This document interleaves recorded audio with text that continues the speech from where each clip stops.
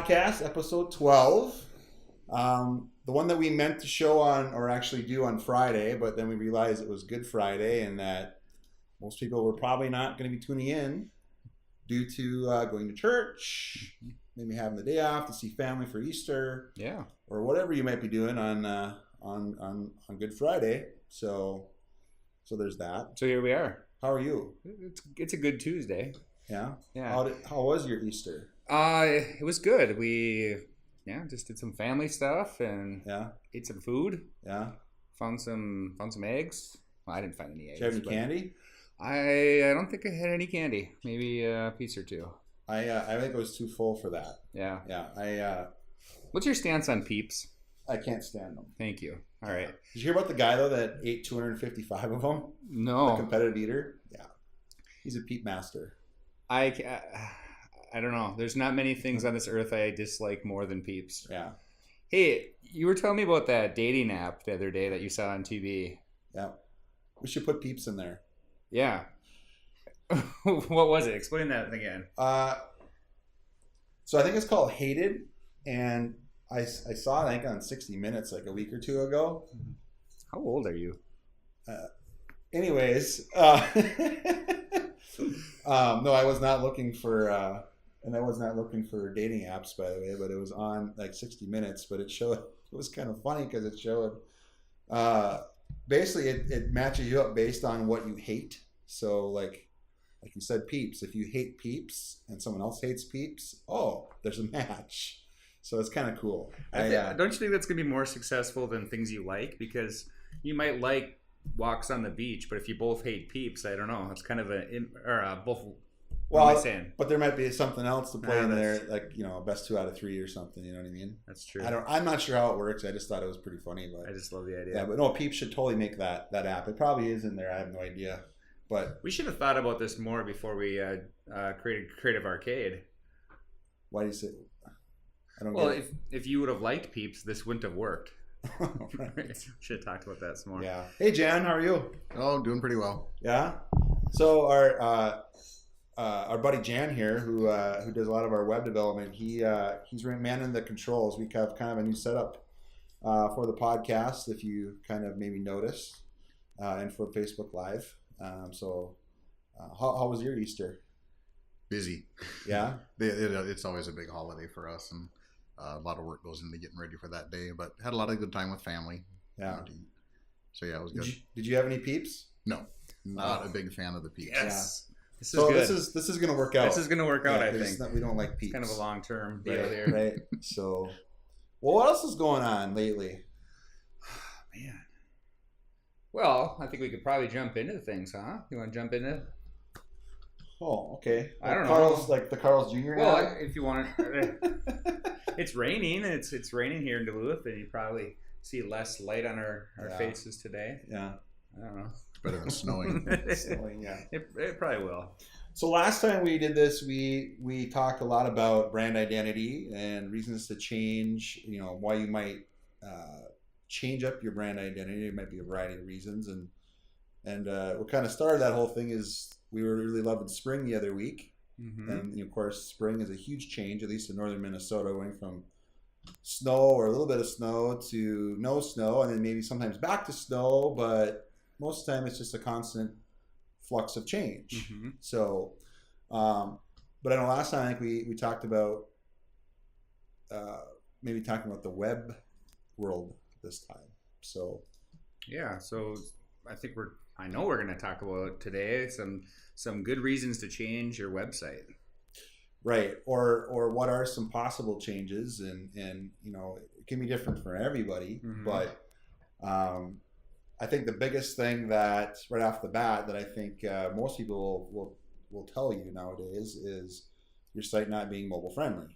And for a while there was the mobile version of a website, which was typically a browser detect that said, if you're coming from a mobile device, show them it would show you like basically a subdomain, m dot whatever, which works, but those days are, I think, fast going away, or they should be. I think what I disliked about most of those is I feel like not all the content was always there. Yeah. So the one thing I was always looking for was never in that mobile version. So I'd always have to scroll to the bottom and click the full version of site. Right. I hate that. I mean, now everything's responsive, which basically just means that your screen will respond to your phone or your iPad or your Kindle or you name it. So you basically edit one specific web page, but it basically takes care of everything across all the mobile devices. And I know that Google almost, I think it's going on 2 years already, they started to say, well, if you're not going to be mobile friendly, you're going to start ranking low in search engines. Basically, if you don't care about the internet, we don't care about you. Right. Basically. I like that. I know, and maybe Jan, maybe you can speak to this, but I mean, for a web developer, what does that mean for you guys? I mean, it used to be such a pain because when you would go to develop a site, you'd have to account for the time to essentially double all the content, right, or double all the code, because you had to have one version that was available for desktop, and a lot of times it was a completely separate site for mobile, and so we don't have to deal with that anymore. Everything's all the same set of content. You can make sure everything's consistent. For editing, it's a lot easier. Maintenance is a lot easier now. It's just been a wonderful thing to see happening in terms of development. I think also this is maybe just a byproduct of that is, you go from your mobile, like in your social media, and if you happen to click over to actually be able to use it right away, versus if you went from maybe a great engagement experience on social, and say you happen to click over from there, and then now you have to pinch it open and all this, that. I mean, I think it makes everything integrate better too, I think, playing nicely. So, but I think that leads into the next next bullet point here would be user experience. And right. I mean, if you've noticed, you have the things are extremely hard to get to. I think for a while there, back in the day, it was always this 3-click rule that it take. You need to get everything within 3 clicks, which I think is a nice to have, but I think nowadays with mobile, it's not a need to have. I think no, not really. No, I mean, on a desktop, it's kind of nice. I think, but I think it's really unrealistic, especially with mobile now. I mean, you got to be able to get to so much more in a smaller window. So to expect it to do that in 3 clicks is really hard to do, I think. It's all about the organization, as long as it makes sense. Right. So there's that. I think there's got to be more. With that said, I think there's a lot more work having to be done now, because you have to think about mobile and how that's going to reflect. When people say mobile first, you almost got to start in reverse to really think that through, because the desktop is now kind of the least of your worries kind of thing a little bit. You know what I mean? And a lot of that can be alleviated just by planning ahead a little bit. It doesn't really add a lot if you're planning for it to begin with. Right. Yeah. Now having it responsive might be a little less work on the back end now when doing updates and things, but I think on the front end of it now, we find ourselves designing at a couple different sizes and views, so it's a little extra work on the front end, but I think it works so much better when it's done. I think though too, the being able that kind of not necessarily force you, but it makes you think about things a lot harder. Probably makes a better web experience than overall. Maybe in the past too, because you have to think that way through. So, but that's also one of those times that you probably, if you're going to ever change your website, if you're wondering, that would be a good one. Is just how are people interacting with the site? And sometimes the ways you can find that even is just simple things like doing some surveys with your clientele. Maybe you've got, if you do have, say, like an email newsletter list or something, you could send out, a simple survey monkey piece with some questions about your website to kind of get some feedback. In case you're ever wondering, it's a good way to know if they're having trouble. Kind of skipping ahead, even analytics can help with that. And we'll probably hit on that in a little bit, but yeah, definitely usability and that whole user experience is something that can definitely drive that. So Now we're talking about usability on the end user side of it. If you think about the actual owner of the website or the business and things like that, the updating the site has often been a reason we've been contacted to redo websites. Is it's too hard to update, or I've never been able to update. I've only been able to send in a ticket or things like that. Our content management system is scary. I don't know how to use it. Well, I mean, I see less and less. I mean, that's a good point. Is just simply a content management system. Yep. CMS. Mm-hmm. Which basically is the back end of your website where you can basically log in and be able to update certain aspects of your site through basically a web page. Mm-hmm. I think Jan, years ago when we worked together at past agencies and stuff, back in the old HTML days, there's a lot of tables and stuff like that, and that was obviously pre-responsive, but I'd say I'd say mid to late 2000s you started to see that happen. Mm-hmm. The kind of the move over to the CMS.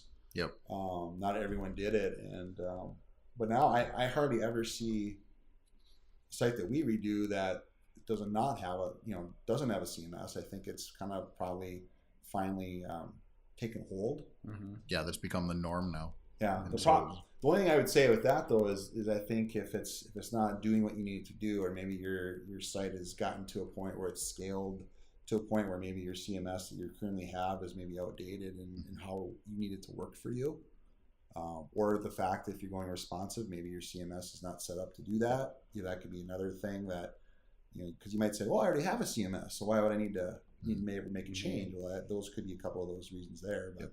Something else we run into fairly frequently is that a lot of sites will be running under proprietary CMS, which means they're tied to a specific host, and it can't be upgraded or moved, and so that's another thing connected to the CMS there. Yeah, well, I think along those same lines too is there are a lot of pre-made templates or themes and plugins, things like that people use, and sometimes we use them too. A lot of stuff we do is custom, but sometimes we use themes.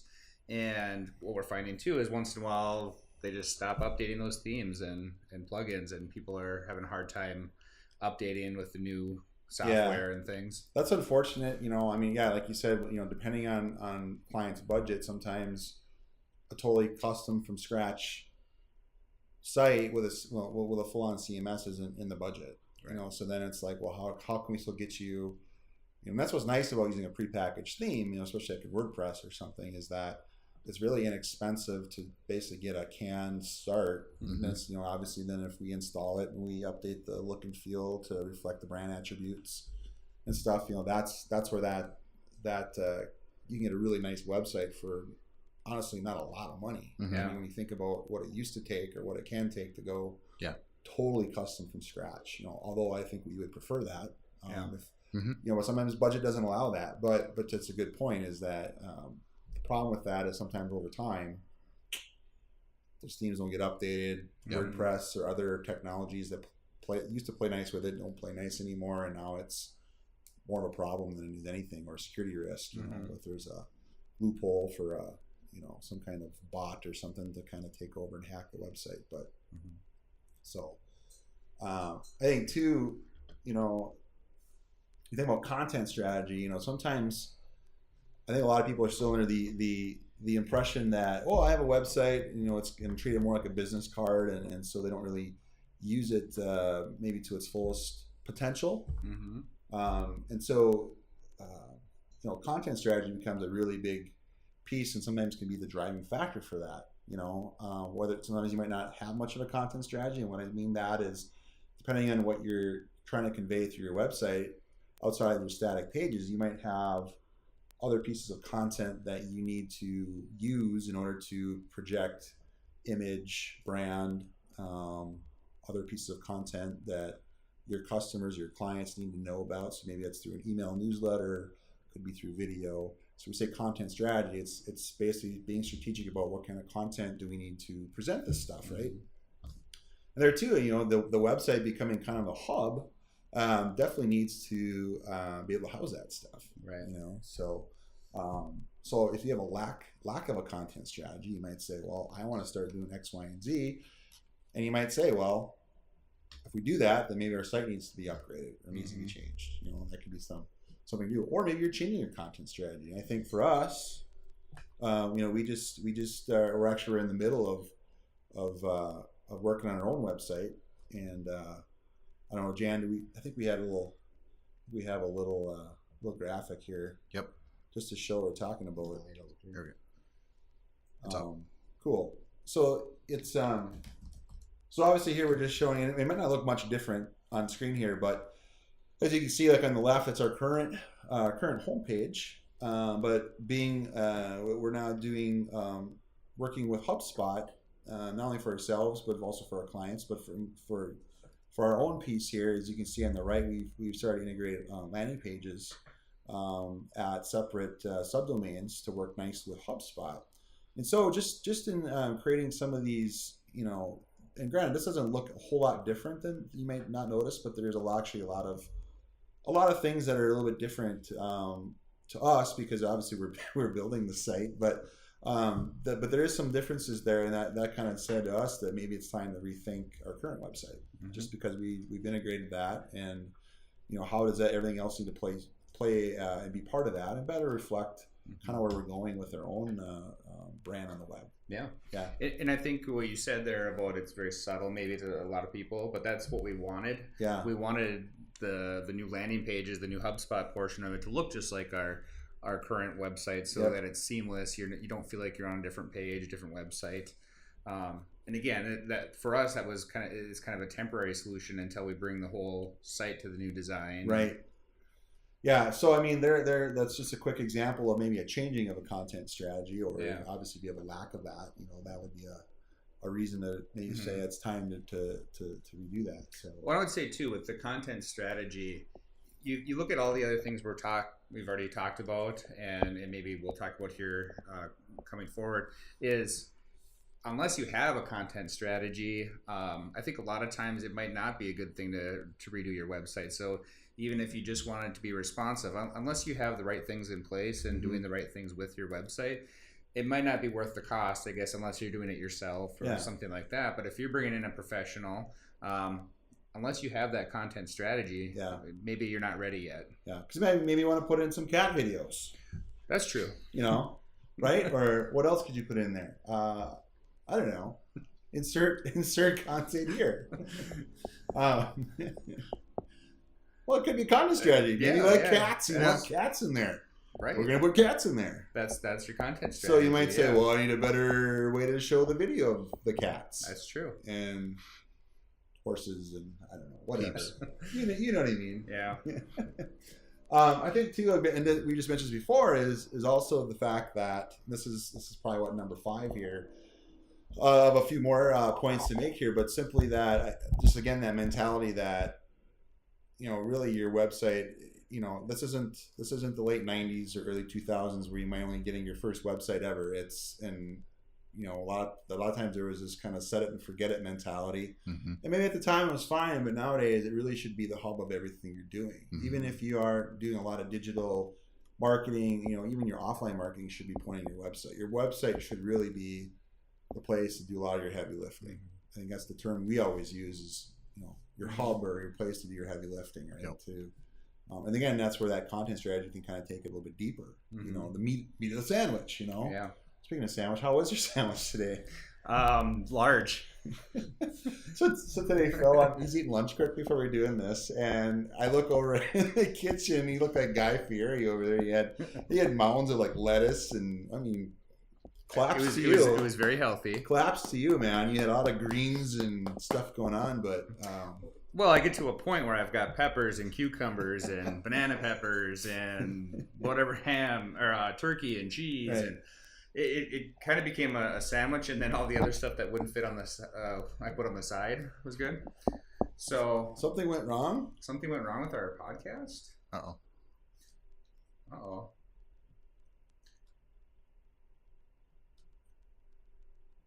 All right. Is it back? It's back. It looks like it's back over here. Woo! Maybe that was just. I got a big logo on my. Maybe it was just something on here. Yeah, I don't know. Yeah. All right, so back to my sandwich. Back to your sandwich. Yeah, I was. I had planned on making a bowl of soup with it, but I didn't really need it. I made the soup. Yeah. Yeah, it was pretty good. It's funny because I bring in healthy fruits and vegetables, and these guys give me a lot of crap for it. So I think I'm just gonna go back to the terrible food and. Yeah. Yeah. That works for me. Then nobody talks to me at lunch then. How's your general soles? Seat's taken. So another reason why you might, again, we talked about this a little bit, brand identity change, right? back to the website. How did we go? How did the I sandwich just jumped get in ahead there? because I'm just trying to figure out the sandwich. Yeah, I moved on. No, okay. So no, a brand identity change, which we talked about last time. But I mean, for obvious reasons, if your brand attributes have all changed, your elements, colors, logo, fonts, tone of voice, photography, obviously that would be at least a place to at least update that stuff on your current site. Or it might be also one of those times to go, well, maybe we should change it. So I don't know. Like I know one example is the IRYA, Iron Range Youth in Action, which is actually St. Louis County, one of our clients, St. Louis County here in Minnesota. It's a program that they have for youth up on the Iron Range, right? It's clever. That's why it's Iron Range Youth in Action. Sure. And I know, like last year, we did a redo, and for a lot of the reasons that we already hit on, like lack of being responsive. Brand identity change. We did some work with them on that. Updating content was huge for them. They were having a hard time updating their current content. Right. Jana, do we have a graphic for that? Oh, okay. So I know we have a graphic here. I think we're showing just to show you what we're talking about. But on the left, we that's kind of where we started. They had that since 2003 or 4, I think, is when they had originally built that page. And first, they came with us for, again, more of a logo and some, not a full-on identity, but a logo and some attributes to kind of take it to another level. To, especially when you think about mobile and the kids, that audience that we need to hit. We had to think mobile first a little bit on that. So when we went from that, we went to this new look and feel, as you can see on the right. And you can see how it responded to mobile there as an example. But again, this is one of those times that it totally made sense. I think a lot of their needs had maybe not changed, but they've had a greater need for some of their needs. So, for example, they wanted. I totally know what you mean. Yeah, they wanted people to be able to sign up easily through the website to volunteer. They wanted social media to be integrated a lot more because that's how you reach the youth. Yeah. And their current site just wasn't a place we wanted to host all of those things. Right. Well, and then too, I mean, as you can, as you probably saw on there, too, we went from this kind of red, white, and blue, which was very patriotic looking, but really didn't speak to kids, and especially not teenagers today. And so, just going to some of those very specific, different, a little more vibrant colors and something different. I think that was really important. So, so again, just an example there too, where a brand identity change totally makes sense to bring that through.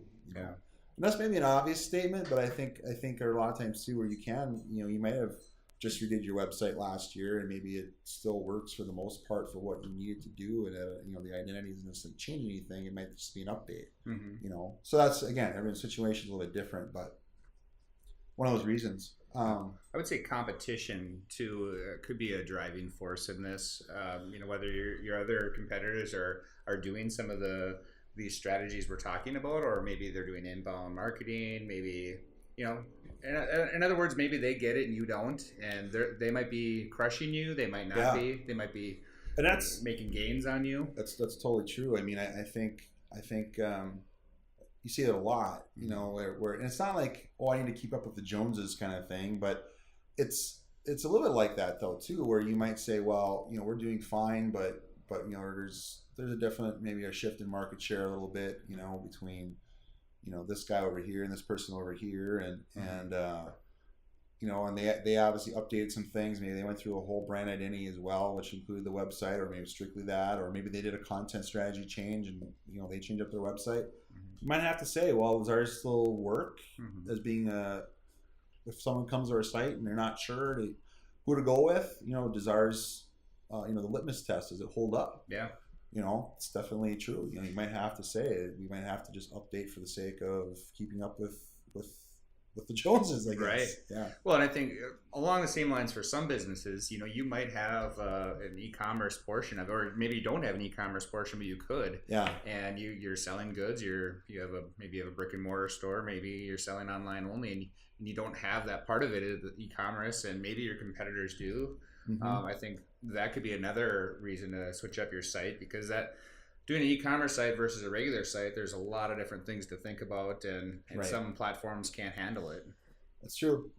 Yeah, I mean, that's probably an easy one, but it's one that definitely makes sense. Is the e-commerce side of it. And for all of it, even analytics can say a lot. And maybe Jan, you can speak to this more, but if you look at your analytics, that can tell you a lot about maybe what needs to be done. Or even if it's not the full site, maybe it's even parts of your site. Maybe it can tell you a lot about very specific content. And back to your content strategy, you might say, well, this was a good idea, but no one cares. So it could be a lot of things. Bounce rate's too high. Nowadays, content is extremely important, because it used to be with analytics, a lot of search engine rankings were based on the keywords that you defined on the page, and those aren't used anymore. It's all based on what kind of keywords can be found in the content you have. Right. So if the content on your site isn't what users are looking for, then it's not doing you any good. Right. That plays into what they call page rank, where Google basically ranks based on there's a lot of factors. We won't go into those today, but to your point, that's so that's there too. Where we think about an organic search on Google or Bing or whatever, and you're way down the list, it could be that your content's really bad. Simply that. Not necessarily that your site's bad, or maybe even your use of keywords. Maybe it's just the way your content's structured. Even that can play a big part in how it ranks you versus your competitors. So again, back to competition. That could be one of those things too, is page rank and analytics. And you already mentioned bounce rate. If you're seeing a really, really high bounce rate on your site, it means there's nothing there that's keeping people on your site. They're checking out a page and then leaving. Right. They're probably going somewhere else to find the content they're looking for. So you want to make sure you're putting content on your site that's going to engage with your users. So so that means if you're putting up cat videos and you're not getting very good results, they might go over to Phil's cat videos because he's doing it better. Right. Better quality cat videos. Yeah.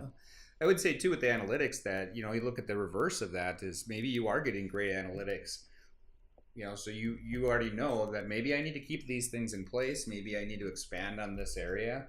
Maybe I don't need the whole refresh, or maybe it's just part of it. So I think on the flip side, you might be doing well, but you still might need, something. Maybe it's the update, the brand identity update, things like that. Totally. Where it's not a full redo because you are doing well. Yeah.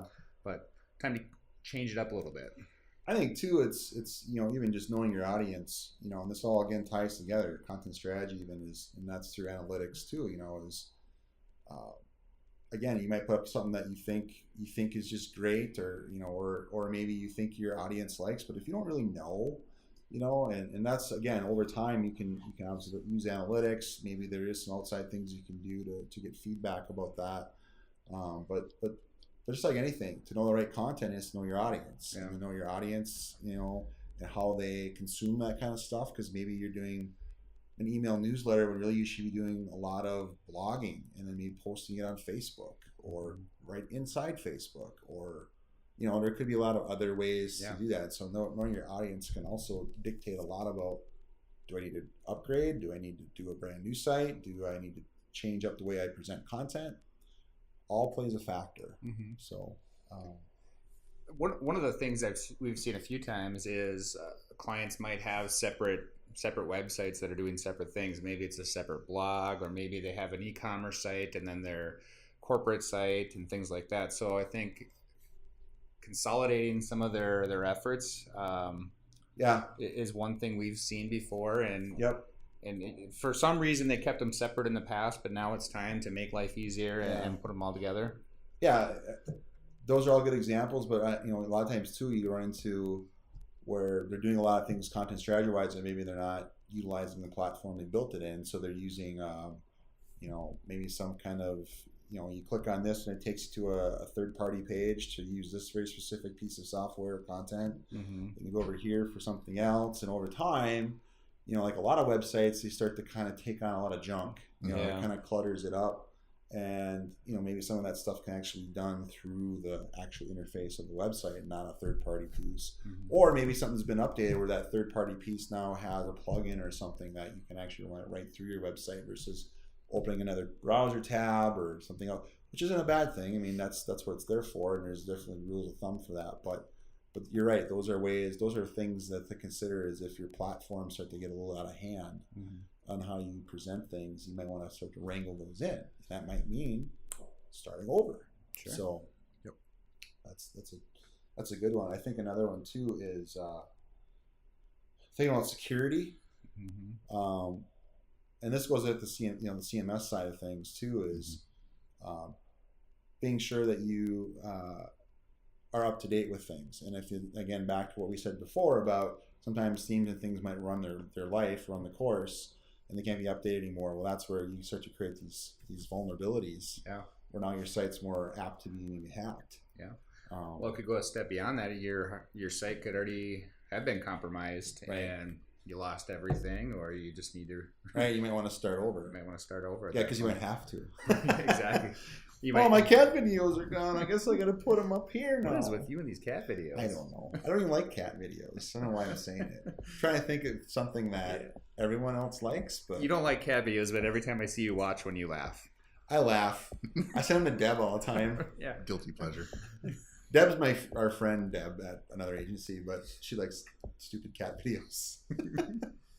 I think she should like that part of the podcast. So she's watching. Deb, if you're watching, send us your favorite cat video. And then I don't know. Then there's also, sometimes depending on the organization, you might say, well, this is great. Our website's great, public facing, but on an internal side, maybe there's a need to share specific things, but maybe it's not, it doesn't make sense to put it on the public facing site. So, there's also an intranet, which is basically a web page, but basically it runs behind the scenes, if you will, and is only accessed by employees, right? Where you house things like forms and maybe specific internal calendars, and there's probably 1,000 reasons why you might want to ever do an intranet, but that could be another reason why you might either need to add an intranet, or maybe there's something on your current website public facing that shouldn't be, or maybe you don't need it to be. Yeah. You consider, maybe put on an intranet, and that's where that lives. And along those lines, you talk about bringing some of it internally, is you might be sharing too much, whether that's stuff that should be internal, or maybe your website's just got out of hand and it's confusing people with the amount of content that you have. So maybe it is time to kind of dial it back a little bit and consolidate things, put stuff in the intranet, consolidate pages through the sitemap, things like that. Sure. That makes total sense. Yep. Anyways, that's a lot of good stuff. when it comes to changing your website, there's a lot of reasons it could be, but those are probably some of the, maybe that's too many things to consider, but everyone's situation is different. Everyone maybe is not in the same spot someone else is, or, but those are all good reasons. Yeah. Yeah. One of the things that we've been trying to do over the last few podcasts is get questions and feedback and things from our viewers. Maybe they're watching live, or maybe they watch it later. And one of the questions that came up is, how would we treat the whole Pepsi commercial and United Airlines, all of those things? And I think we'll probably briefly touch on them here, just because somebody did ask us. So the way you can touch on all you want. I'm going to touch on just the fact that the social media lately has been really funny. The stuff people are making about that. What's the one, Jan, you showed this morning that was... I just found one today from Enter the Dojo. It's a YouTube channel that does a parody of martial arts. They have a defending against United Airlines from the Master Ken. And I think Gracie Breakdown Jiu-Jitsu, they have one as well. So if you're getting dragged down the center of the aisle? Pretty much how to respond if you're being dragged off an airplane. I like everybody keeps rewriting the taglines for United, and this isn't new news, we know that, but it just keeps going, and every day there's something new. It's taking on such a life of its own, and United must be just, what a PR flub. And that's exactly what it is. It's much more PR than a lot of the stuff we do. So, oh my God, I think the Pepsi one now. I don't know enough about the background of which agency did the ad and all the background stories. So I'm not going to talk on that. I would just say it's a lot of what we've talked about last week and this week is know your audience. Yeah. And I don't know how they missed the boat on that, but I'm just thinking it through a little bit. But I know SNL not this last weekend with Fallon, but the week before they had a parody of that. It was The Making of. I don't know if you saw that. No. And they were the whole time like, being told, of course, this is a parody, but that this is a bad idea, and they kind of did it anyways. Yeah. So funny. You know, one of the spots I love right now is the Carl's Jr. and Hardee's commercials, and I really like. You got to go online and watch the 2 or 3 minute version of it. There's some 30 seconds on the TV right now that are good too, but it starts off and they have Carl Jr. It's a made up character sitting in his office having a good time. You think of all the punk rich kid. Yeah, the punk rich kid. All the ads they've had lately, you know, with all the sex sells and that kind of stuff. And then it has another fake character, which is Carl Hardee Sr. coming in and basically saying, I don't know how this happened, how we got away from, selling good burgers and we went into this area, but we're done with it now. And he's basically scolding his fake son and dragging him through the business there and going back to the roots. I don't know. I love the longer version of it. Maybe we can put a link somewhere on it. Yeah, maybe when we post it on the blog, we can do that. It's funny you say that fast food thing. I was waiting to go to my son's baseball game the other night, and so I ate at Arby's in West Duluth. It was down the street, just was whatever. But I walked in and I forgot how much I loved I need a euro. I laugh every time I see it. And I walked in there and I saw the stupid sign. And it was a perfect example that advertising works. As dumb as it might be sometimes, it works. Yeah. Because right away I went, I need a euro. I didn't get a euro, but... I laugh at those commercials every time too. And then I sing it for the next 20 minutes. You know, right. I think my family's pretty sick of that. Right. So anyways. I like the one too, the Philly cheesesteak one where they're doing the... in West Philadelphia, born and raised. Yeah. I like that one. That's a good one too. You know, when that whole campaign first started, I thought, what is this? Who did this? And whatever. But I have to say, I think the more I've seen it, the more I actually like the Arby commercials. Yeah. I don't know why, but I don't know. That's probably something for another episode. But anyways, that's some good stuff. Yeah. Well, I think we got to that point where we're going to ask probably overstayed our welcome. Facebook's ready to kick us off.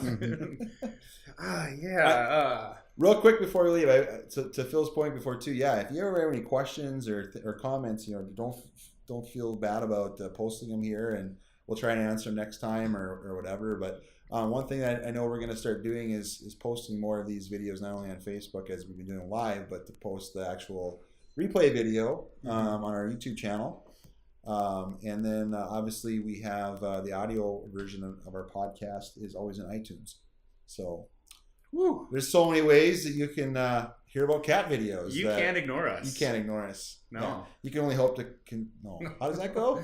Yes. Okay. Anyways, well, until next time, thanks for listening, watching, and talk to you again later, I guess. Yeah.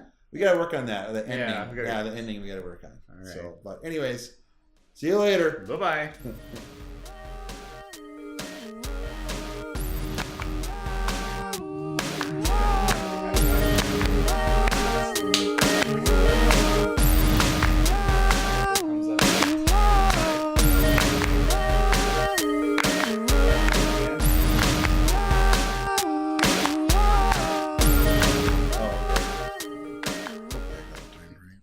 Pretty awesome, actually.